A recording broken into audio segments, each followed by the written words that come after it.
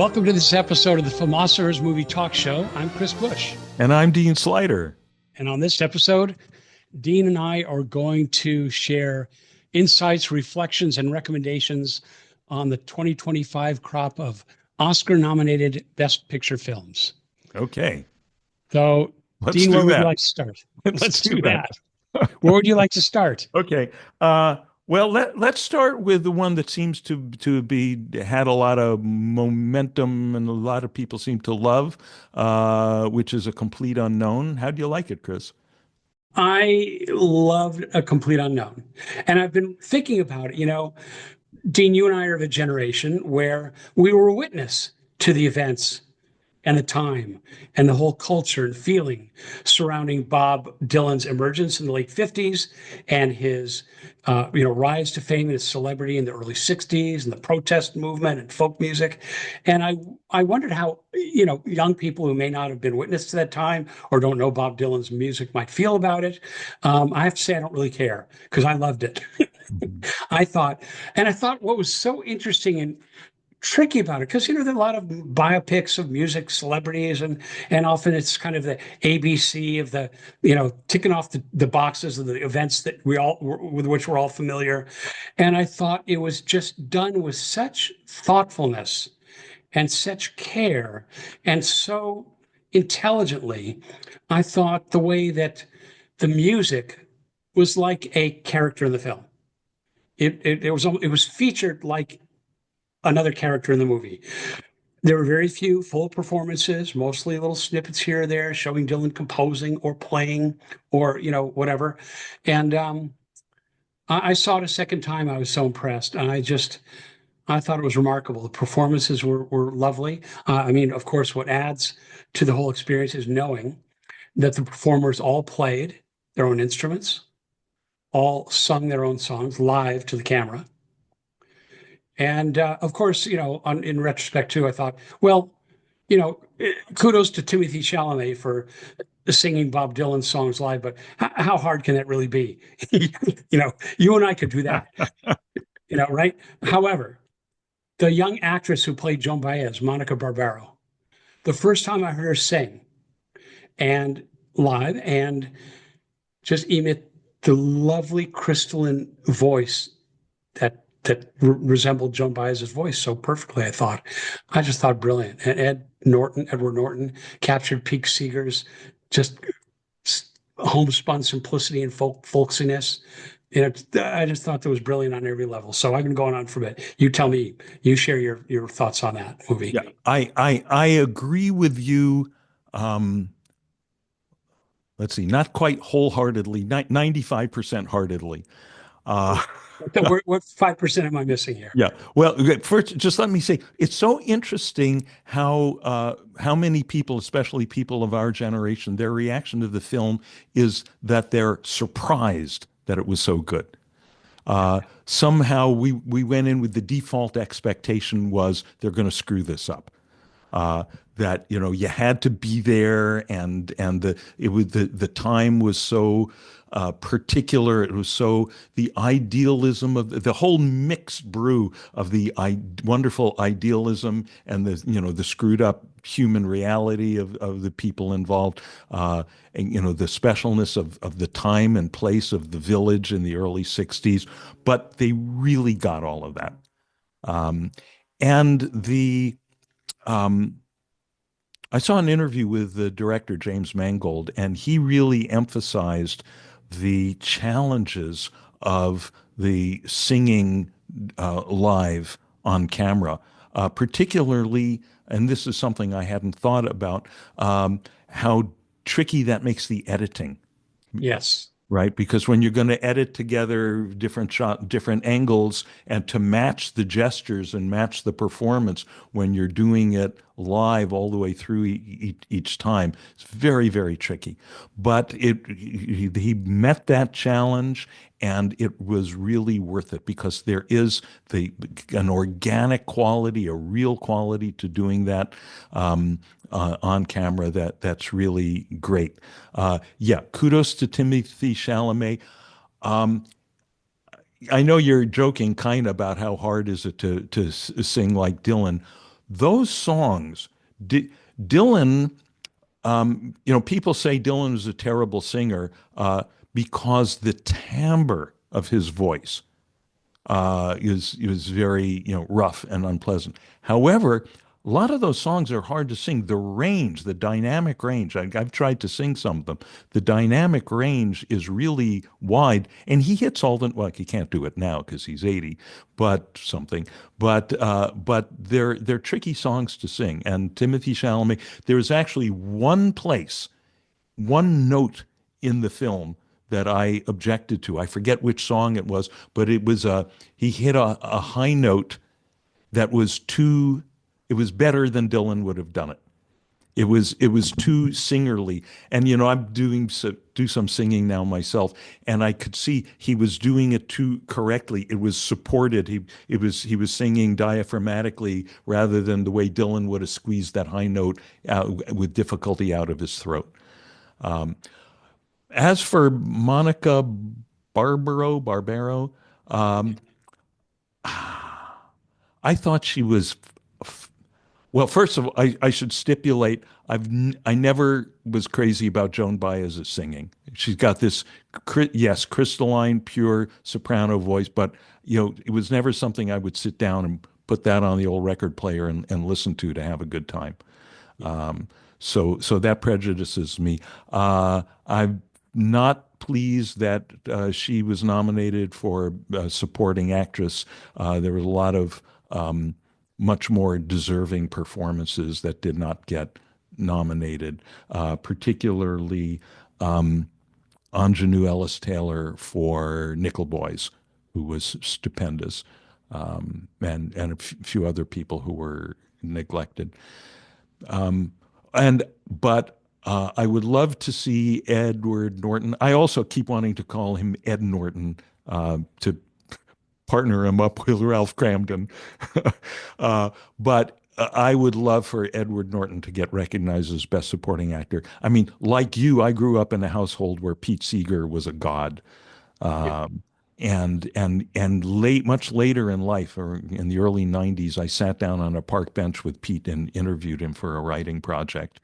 And as you say, the folksy quality, but there's there's a sweetness and a nobility to Pete, and a certain way that he held his jaw up when he sang and when he spoke, a kind of wonderful, maybe a little bit naive, just, to the grave belief in those ideals. And I thought Edward Norton just captured that beautifully. Yeah, the joyful global citizen, Yes. Yes. was. Yes. And yeah, and in reflection, I think I agree with you a little bit on the fact of her Oscar nomination. She wasn't given that much to do. Yeah. I was just so taken with her ability to replicate Mhm. that very unique and recognizable voice, Yeah. which I did appreciate.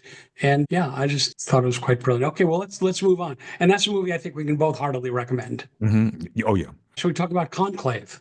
Mm-hmm.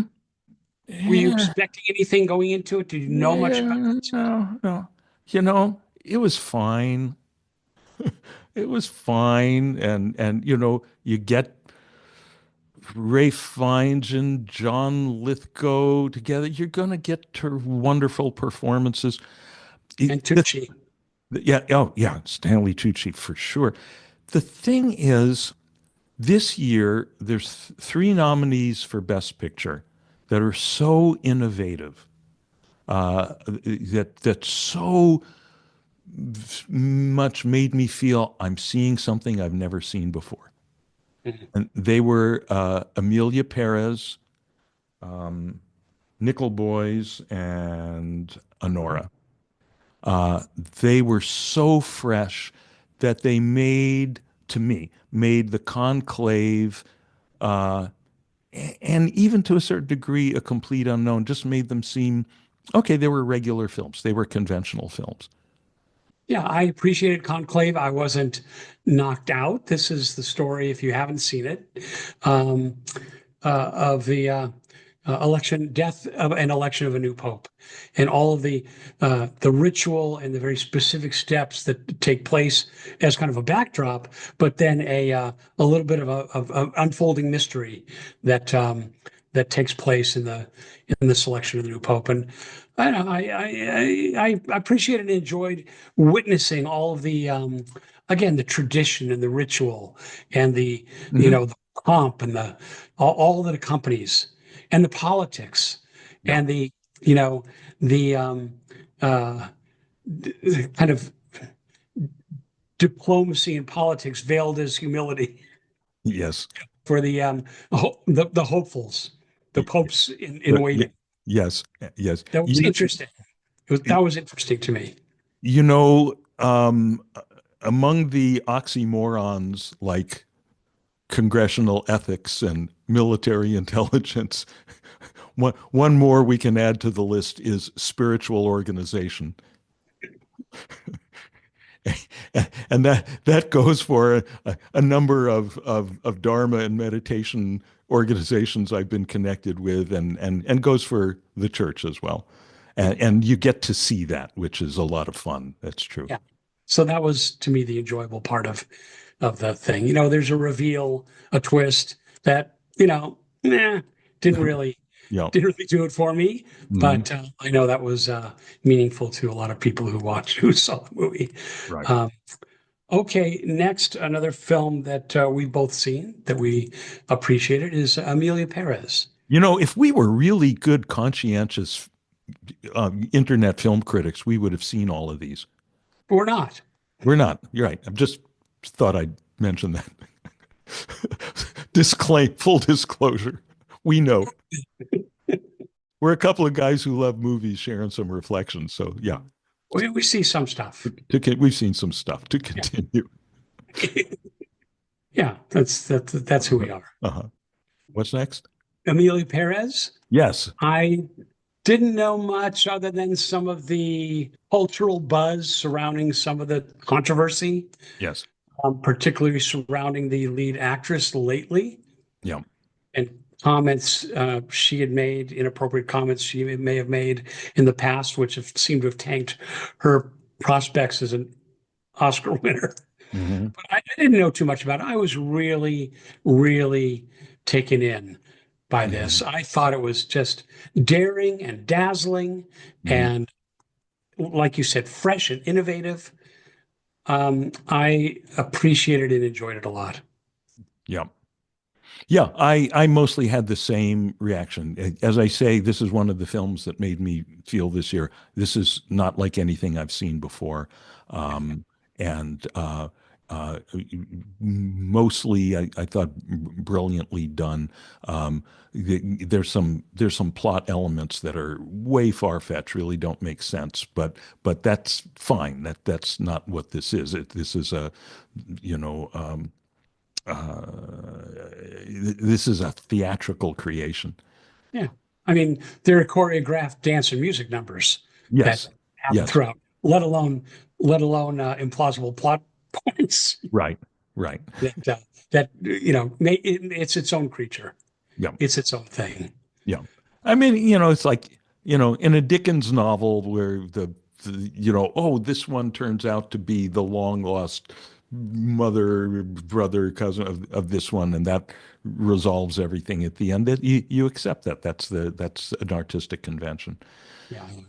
But what is interesting about the whole cultural buzz aspect is that when the actress's Oscar hopes and possibly the film's Oscar hopes were tanked by the political incorrectness of her past comments, it sort of maybe revealed how much of the Oscar support was based on the political correctness of the movie's theme and not solely on its artistic merit. Good point. And that often happens Yeah. with Academy nominated films. I mean, I think over the many, many years where I'd see the nominated films for, say, Best Documentary, and I would survey them or just look at them a little bit. I said, well, the one about the Holocaust survivors is the one that's going to win. Yeah. Yeah. Never mind. And as a matter of fact, Chris, as you know, my wife Yafa is a documentary film editor, and Yeah. in her biz, that's a running joke. It's like, okay, Yep. I'm going to make my Holocaust film and get in the Oscar running. Yeah. Yeah. So you're right. So And like so two words, Green Book, oh, yeah, yeah, yeah. you know? Yeah. Yeah. How'd that make it to the Yeah. to best? But that's happened too. I mean, and Sure. sometimes, you wonder, some great movies will split the vote, and a Right. Green Book may sneak in, Right. or Argo, you Or know, yeah. which Yeah. won Best Picture that year. I figured, well, that may be snuck in because it split the vote. Yeah. You don't Mhm. know. Yeah. Yeah. Which tells us that the Oscars, like the presidential elections, should have ranked choice voting. Mhm. Anyway, back to Emilia Perez. Yes. Yes. Um, I think you may be right. It may have, well, some of its glitter and attractiveness may have been because it Mhm. tackles a. Are we giving any spoilers away, or is it too well known now? Uh, To I think we can state that it's about a truly frightening South American drug lord who identifies as a woman and wants to switch genders, and complications ensue. Zoe Saldana plays his Roy Cohn, Yes, his yeah, fixer, and she's remarkable. I she's thought terrific. She's she's terrific. terrific. Yeah, Selena Gomez, yeah, uh, young actress, yeah. singer, billionaire entrepreneuress. Oh, is Does he? Oh, yeah, she is. She does a fine job as the drug lord's wife, oh yeah, who comes uh, within her life and circle again, but does not recognize her as her former husband. yeah, Uh, it's very compelling, and it takes some interesting turns. I thought, yeah. wasn't entirely satisfied with the ending, but that's okay. Mhm. I thought it was just again dazzling, inventive, daring movie, and they really pulled it off. Yeah. Dune 2 is nominated. You did not see it. Chris, I couldn't get through the trailer. Okay. I'm a big fan of Denis Villeneuve, the Yeah. director, Uh-huh. who made the movie Arrival with Amy Right. Adams and Jeremy Renner about the Right. alien visit. He's made a few other films. Enemy, I think, is one. Yeah. Very interesting with Jake Gyllenhaal some years ago. I just thought the whole thing is beautiful production. And I love good science fiction. I thought he just really hit it out of the park. Thought it was Mhm. beautifully done, and everyone was great. The production values were incredible. Performances were strong. And it was just really good storytelling. I thought really good storytelling. Great. I'll take your And word not for it. usual, not it hasn't often been the case that a part two or a sequel has been nominated for Best Picture. It's happened, but Mhm. not often. Godfather 2 being a Yeah. memorable example. But that's I enjoy Dune too. Mhm. So I want you to tell us about Anora. Oh my God. Just go and see it. Um, it is so it's about a lap dancer, young woman who it starts off as a Cinderella story. She speaks some Russian, and the origin story of this film is that the director writers got fascinated with the Russian emigre population that's in Coney Island area. So that's the setting and that's the background, which is a wonderful character in the film. That setting including there's one scene where in the background is the parachute jump at Coney Island, which you may recall, Chris. My grandparents owned an amusement park in Coney Island, the Nellie Bly Kittyland, and and their apartment was within view of the parachute jump. And my brothers and I were too young to go on the parachute jump. It's a great regret of mine.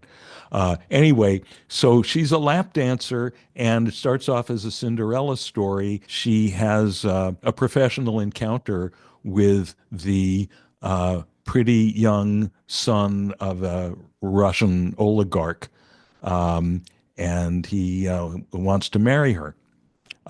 It's kind of a Pretty Woman story, but you may recall that Pretty Woman was unabashedly a fairy tale. This one goes way the other way. And directed by Sean Baker, who I love Sean Baker's work. Films like Florida Project. The Florida Project, Tangerine, about trans Right. sex workers in Los Angeles. His stuff is so beautiful. It's so humanistic. There's so much heart in his work.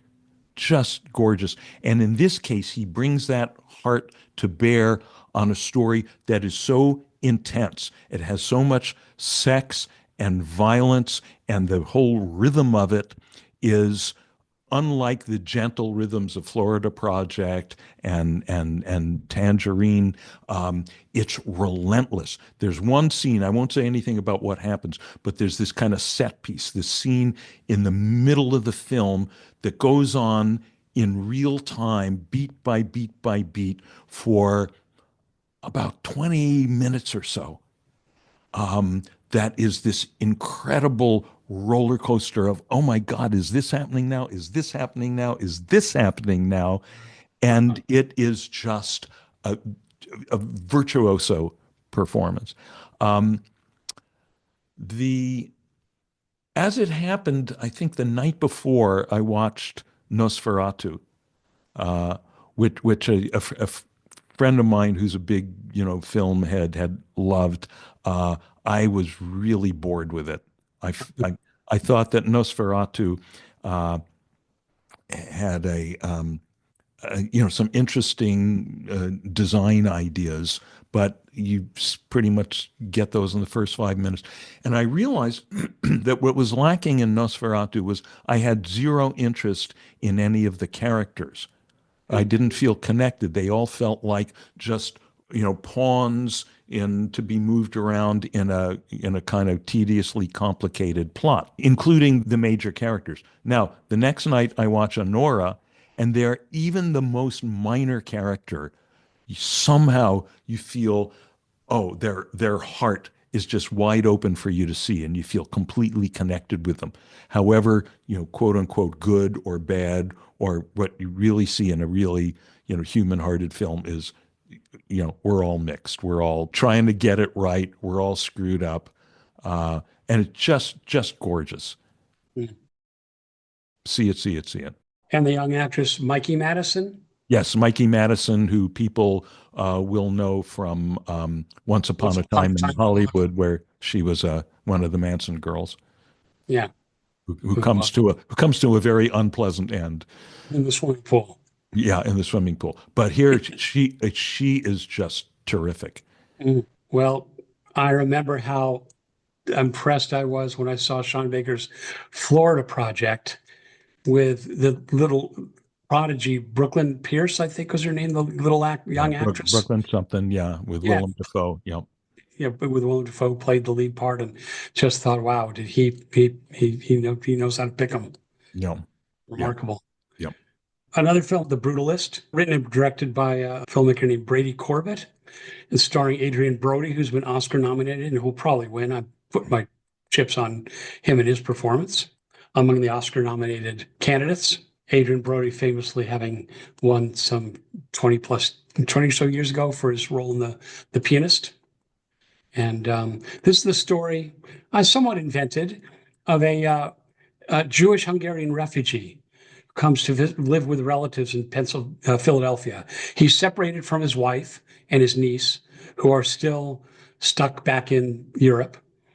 But he's, he was an architect in his homeland, and he starts taking menial jobs of working with his brother, doing some design work. His brother owns a furniture store in Doylestown, Pennsylvania.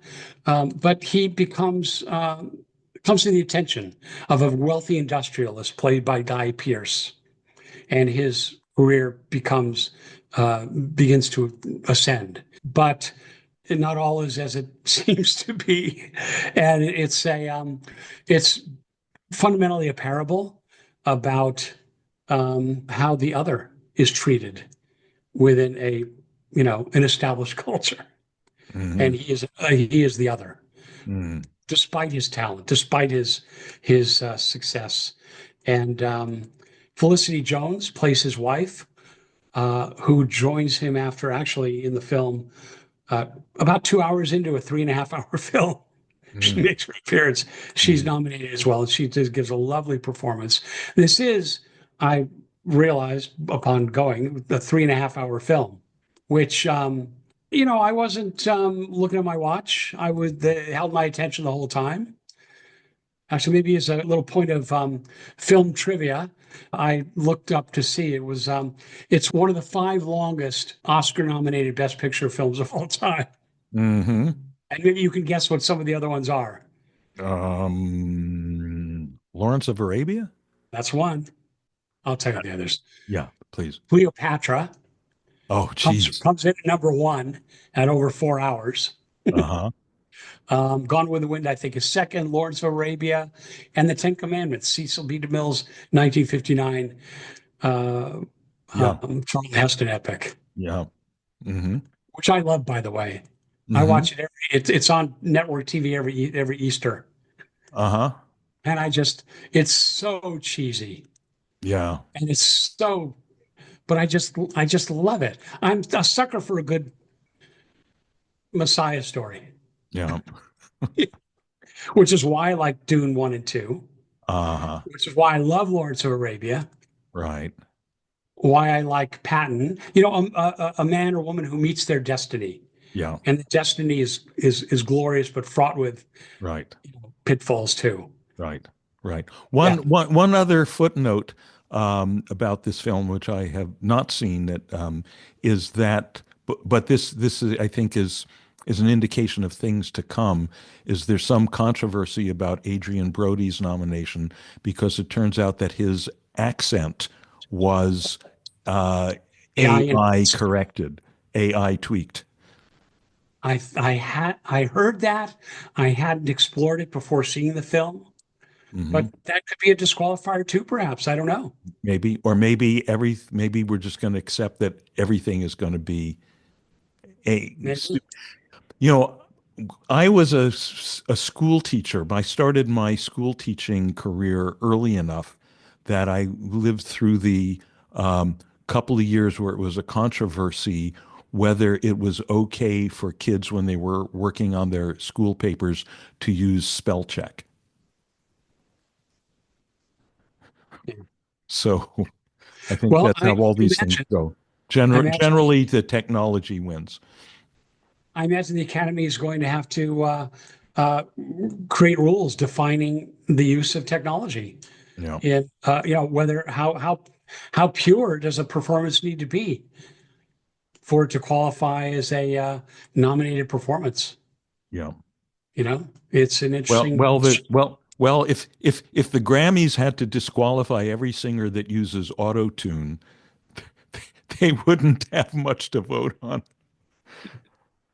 Okay, what else we Uh, got? Talk for a minute about the Nickel Boys and Substance, Yeah, if you will, and then yeah, we're at. yeah. Quickly, I want to mention Wicked is. I did make it through the trailer of Wicked. Was exhausting. Um, That's something. That's a yeah. credit to you. Yes, thank you. So I saw enough to get, okay, actually, this was my wife's comment. This is The Wizard of Oz meets Harry Potter meets Carrie. Oh, I said, okay, good. Noted. good, good, The, very, very good. the substance is really interesting, and it's really interesting that it's nominated for Best Picture. It's going to be too intense for some people. So if you're put off by intensity, don't see it. But I have no problem with intensity usually, and the whole concept of it, which is, that you can buy this substance and inject it, and you give birth to a newer, fresher, younger, more wonderful you, but only for 7 days at a time. And then the young one has to go back into hibernation and let the old one take over for 7 days. Is Side really effects? fascinating. Sorry? Side effects? Yeah, This, there's a few. Again, unintended consequences ensue.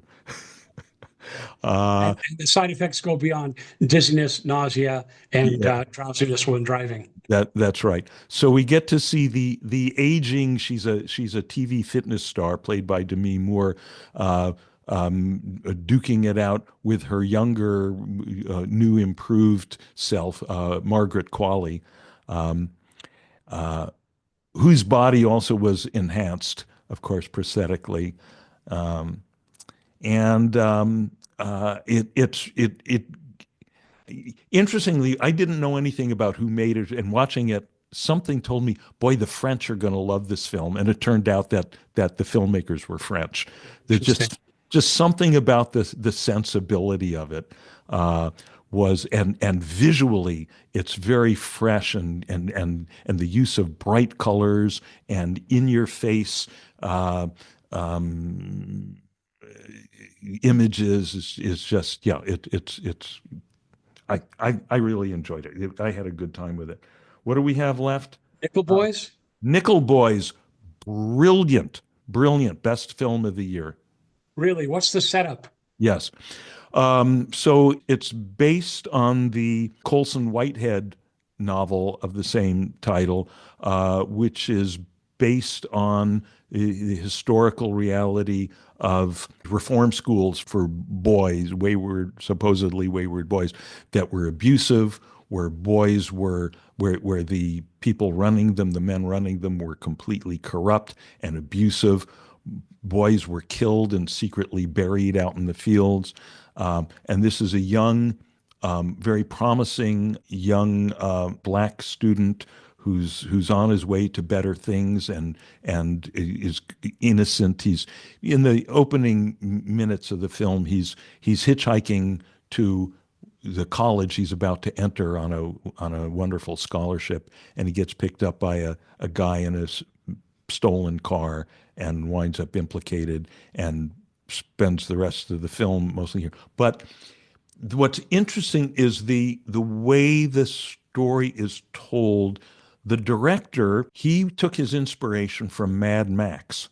He had never directed a film before. He was a photographer, and had done some documentary work, had never done a feature film, a theatrical film. So he's an image guy.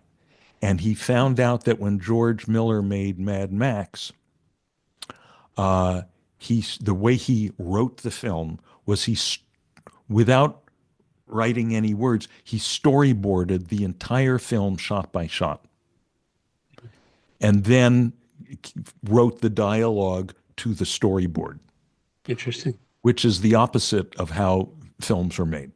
Every film starts with a script. And what that means is that the words then dictate the images. The images are there in service of the words. Mm.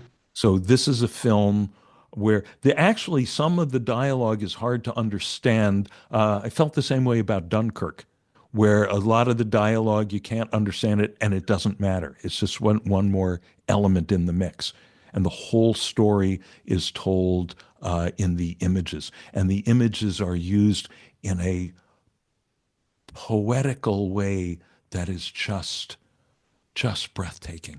Mm.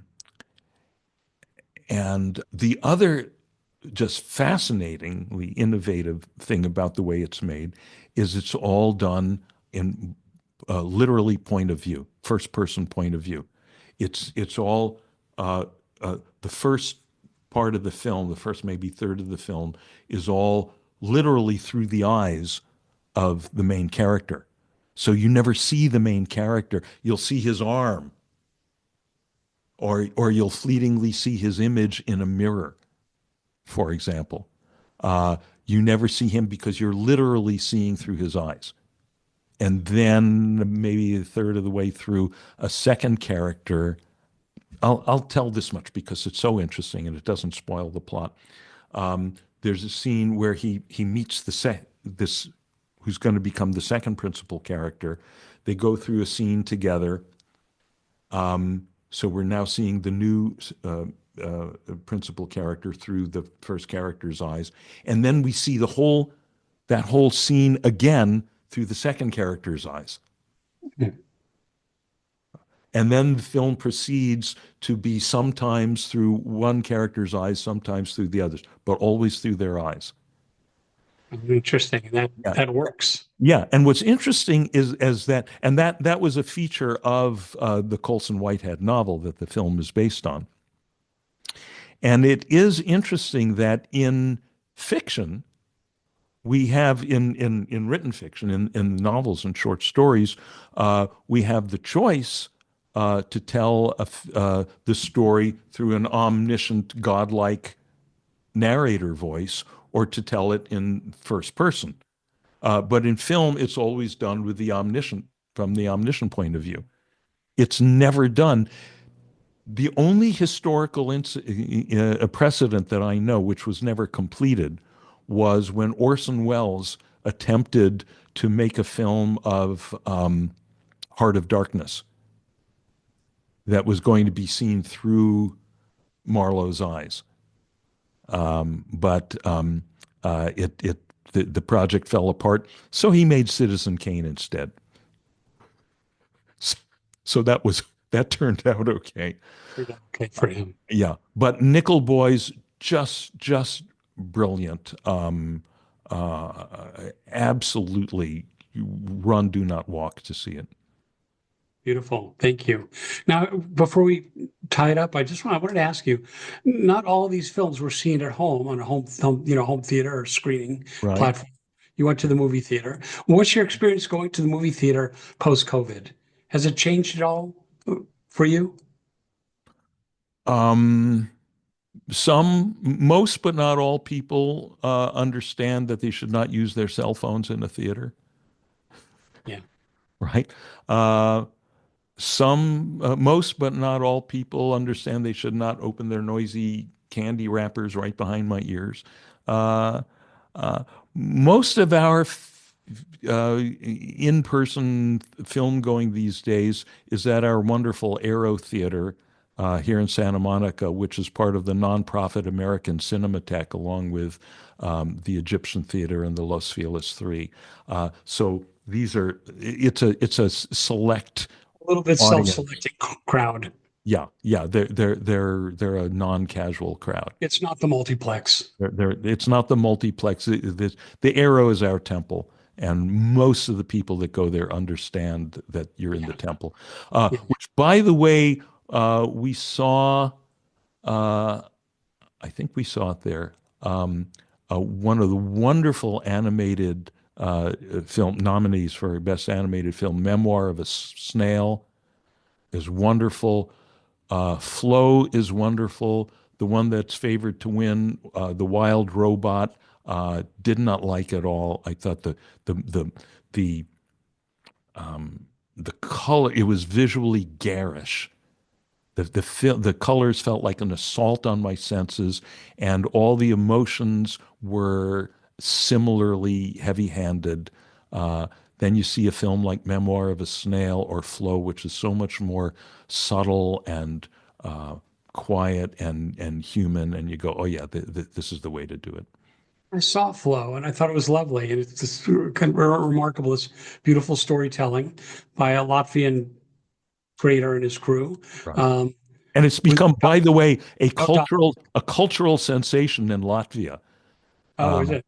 Because they've not gotten into the Oscar sweepstakes before. So there's like flow themed stuff going on all over Latvia. Yes. And beautifully done. Not a bit of dialogue. Yeah. Because it features natural environment animals. Yes. Often in animated films, animals get to talk, but not in this one. And I have my only quibble. I thought it was beautifully done, but having played not a lot, but a few video games as the genre kind of becomes more sophisticated in its rendering of moving figures. The animation of the animals themselves Yes. was a little crude. Yes. It was not refined. Yes. The backgrounds, the visualizations of water and nature and grass and skies, and I thought just a very inventive use of space and movement. Beautifully done. But that's a little quibble. I thought it was a lovely film. Mm-hmm. That's Flow, one of the Oscar-nominated Best Animated Films. Yep. Okay. Well, Okay. there you So go. yeah, so y'all let us know what you think in the comments. Tell us where we're right and where we're wrong and what we should have talked about. And Chris, it's so much fun to do this again. Always. Been a while.